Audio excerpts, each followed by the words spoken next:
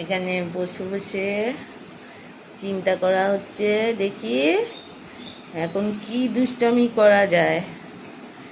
এখন কি আমি চুপচাপ বসবো না কিছু দুষ্টুমি করবো? এই যে বাবি, কিছু কি দুষ্টুমি করা যায় না গরমে হাঁপিয়ে গেছো? গরম লাগছে? গরম লাগছে তোমার? খুব কষ্ট হচ্ছে? খুব কষ্ট হচ্ছে মা?